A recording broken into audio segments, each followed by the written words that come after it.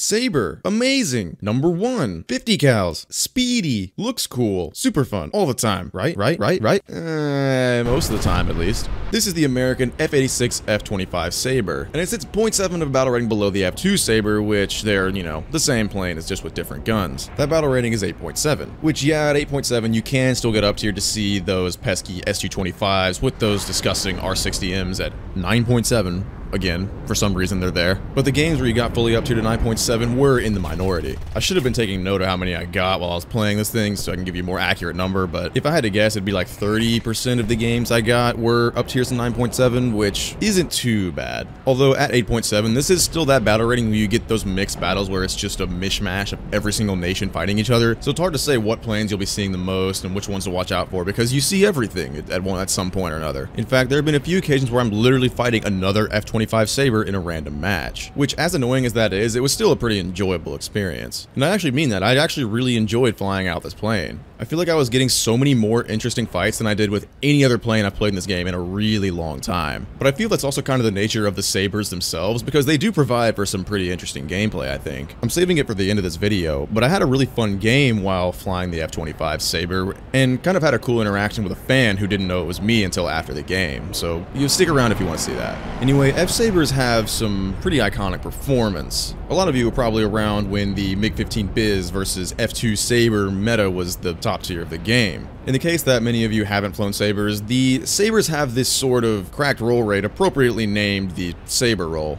Other of its main characteristics include its speed. It has great high-speed acceleration, and it is actually pretty fast, even though it still faces some supersonic jets in the up tiers. But that high-speed acceleration, coupled with its high-speed energy retention, makes this thing for some pretty good fun. Not to mention this thing has some great turn performance as well. Now, comparing this thing to the MiG-15 Biz, which is the most, I guess, obvious counter to this thing, you don't quite have the traditional energy trap potential of the MiG-15 Biz, but I feel that's mainly because this thing has less engine power, because the energy retention is still, fantastic with this thing, especially at high speeds. That said though, when you're facing teams that are like half A4s, you can energy trap, anything can energy trap those, so it doesn't really matter that much, and unless you're in more specific situations. Essentially, you just need to stay as fast as you can at all times. I try not to dip below 800 kilometers an hour that often unless I know no one else is around, but of course half the time I still get greedy and want to, have a fun dogfight with somebody, which usually ends up with me getting killed by somebody else, so, nah. What are you gonna do? Before I get into this gameplay though, I want to talk about the 50 cals real quick. You have 6 of them, which is nice. I'm sure all of you know these things have some crazy range and sometimes have some ridiculous one-shot potential even though they're only 50 cals. Then of course there are other times where it feels like you're kind of just tickling your opponent. In the end though, you do have plenty of ammo, and if you hit your shots, you're gonna be fine. Okay, so this is the game I was talking about earlier. And starting off, it's not that interesting. Swift F7's going head-on with me and shoots a fire flash at me, which, isn't a difficult dodge by any means. And I'm gonna roll over on top of him. I put my nose back down to see if I can get a shot on him. Put a few rounds at him, get a crit on him. Eventually he is gonna die from that. I get the credit for the kill later in the match. Kind of just end up circling above all of the other team for a minute until this meteor kind of ends up in front of me. You may now point and laugh at me for my abysmal aim. Doesn't matter though, because we get the kill. Up next, I gotta deal with this Yak-23, which shouldn't be an issue considering this situation. I've got all the energy in the world, and I'm just the faster and, frankly, better jet either way. He tries to follow for a minute, I guess, hoping I would turn, but obviously I'm not gonna do that just yet. He turns off, which is my cue to turn around and try and kill him one way or another. Doesn't really seem like there's many people from the other team around this area, so I'm feeling pretty comfortable with trying to kill this guy. Eventually I start to catch back up to him. He turns out of the way, but I land a crit on him, which is gonna hurt him pretty bad.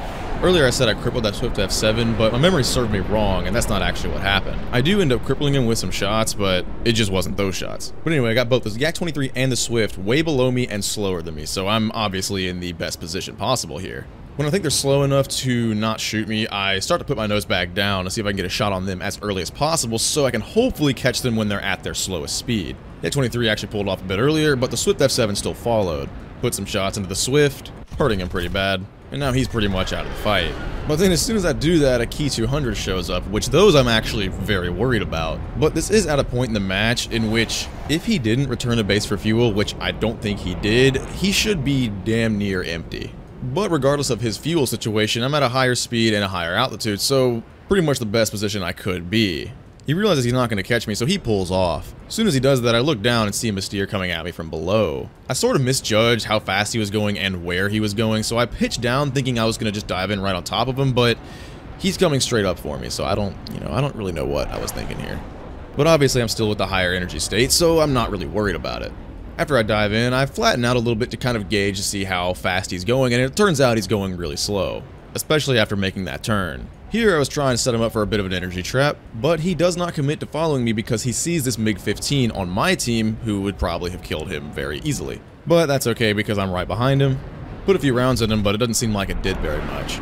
I realize basically the rest of the enemy team is right here as well, so I'm going to try and get away from this bad spot. Luckily I'm still at a pretty high speed, so getting away is not going to be a problem.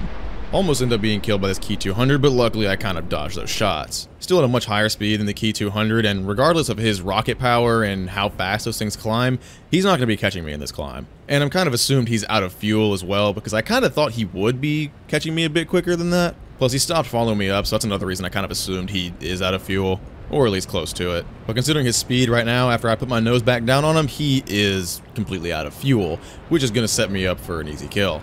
Ki 200, that's going to make the rest of this match much easier because that's probably the biggest threat that was on their team. At least in my opinion, dude. Those things can be pesky. And then after the Ki 200's dead, the Swift F7 I shot earlier goes down as well. And the only guy that's left in my immediate vicinity is this G91. So of course, with my 1 minute of fuel, I head over there. It looks like he just got done fighting one of my teammates, so that leads me to believe that he's at a pretty low speed. He tries to dodge out of the way of my long-range head-on shots, and then luckily I get a crit right here. Don't really know what it did, but it might have done something. I pull straight up and away, hopefully baiting him for my teammate, this MiG-15. This is the guy that I mentioned earlier who was a fan and didn't know this was me until I messaged him after the game. Unfortunately, the G91 didn't follow me up like I hoped. MiG couldn't quite get the shot on him, and he puts his nose down and tries to run away. I start catching up, but he starts doing some bobbing and weaving, and I'm not really able to get a shot in. Luckily, I think he might have thought our airfield was his airfield, and he was flying that way. And as you can see, I only have about 30 seconds of fuel left, so this really works out for me. And I don't really blame the dude, I've done that so many times. So getting back up in the air, I notice a CL-13, which honestly is a fairly big threat. As far as I know, it's basically the F-Sabre, but a little bit faster. Now, the CL-13 makes kind of a mistake here and decides to target my teammate over me, even though I was at the superior altitude and energy state. Took a few shots, but none of them hit, and now I've got to try and get on his tail, which right now looks like it's not going to be that difficult because he was kind of focused on my teammate, Jenju. But after he makes a pass on Jenju, he starts running away, so I'm just going to go up and reassess. And of course, as soon as I say something about him running in chat, he pitches straight up for me, which is awesome. I guess you just got to say it and they'll do it. Cool. He goes below me. I thought about trying to take some long-range head-on shots, but I didn't really see a point in doing that. Once I see he's under me, I dive and turn around. He does the same, but in this scenario, he had a bit of a tighter turning circle than I. But I'm still at the superior energy state, so as soon as he flies past me, I take it back up. As I get my nose back down, I probably wouldn't be able to get a shot off if he stuck with the climb he started, but he flattens out. No matter though, because he starts climbing up to kill my teammate Jenju. Luckily, because he tunnel visioned on him, I'm going to be able to collect an easy kill. Now all that's left is this Mystere and this G91. G91 comes in for a shot, luckily I get out of the way. He turns downward and I'm going to be able to get on his tail. He starts turning and I'm thinking I'm going to be able to get some shots off, but all the shots I take were completely brainless and none of them hit him. I noticed the Mystere coming back for me, so I put my nose back towards him so he can't just be directly on my tail. But right here is where I make a huge mistake. I greatly overestimated his speed and greatly underestimated mine. I fully 180 and then realized way too late that he's still going slower than me and will be directly behind me. I hit the air brake to force an overshoot, which in this situation, if it was just me and him, yeah, it would have worked out fine. However, the G91 is still up, and losing all of your speed, like I did just there intentionally, is the last thing you want to do if there is still more than one person in the air. I didn't really leave myself with many more options, so I elected to just make sure this guy was dead and hope my teammate kills the G91. Luckily, Jenju, my last surviving teammate, seems like a pretty solid player. You guys might have noticed that he was pretty much around the entire match after the rest of our team was dead. If you guys also noticed, that was pretty much like a 2v6 or something. I don't know, I'd have to go back and look at the footage. But now all that's left is Jenju, the MiG-15, and this guy in the G91.